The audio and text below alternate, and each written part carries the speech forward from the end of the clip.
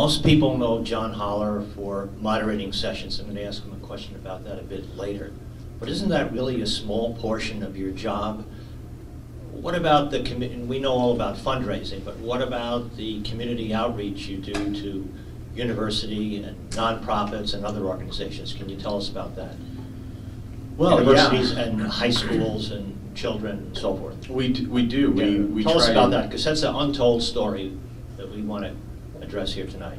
Well, what we're doing, as Lynn mentioned, in software is very important. We have this long-term, multi-dimensional way of, we want to tell the history of software and begin to help people understand its importance in the future, and that includes inspiring more and more kids to choose it as a pursuit. We've got a tremendous program which we're going to kick off on Saturday called Design Code Build, which uses the Raspberry Pi and activities. Is that for high like school that students or to college students or both? Middle school.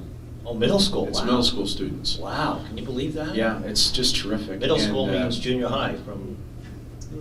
7th, 8th grade, yeah. And Yeah. yeah, and they're going to be programming a computer. We'll have kids as young as 11 or 12 doing it, and the nice thing about it is that there's so much pent-up demand for this that there are whole organizations who've already begun to assemble kids who are ready to do this, and the two groups we're working with on Saturday are a group started by Mitch Kapoor called the Level Playing Field Institute, which takes boys of low-income families and tries to find these kinds of opportunities, and we're pairing them up with another amazing organization called Black Girls Code, which is doing the same thing for girls, and we're gonna have 100 of them come to the museum and spend the entire day Saturday working on the Raspberry Pi, learning about logic and learning about the history of computing too.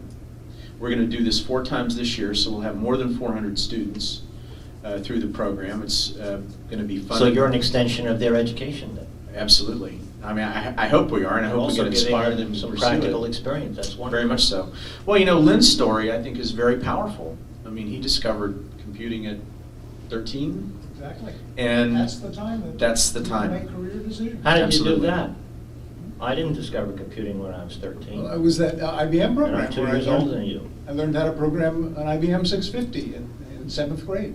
Wow. And it changed my life. Well, that's impressive. And we're hoping to change the lives of some of these kids. You must have been a child prodigy. Where are you, from Queens? Yeah. I'm from New York City, we just call Manhattan and everybody else.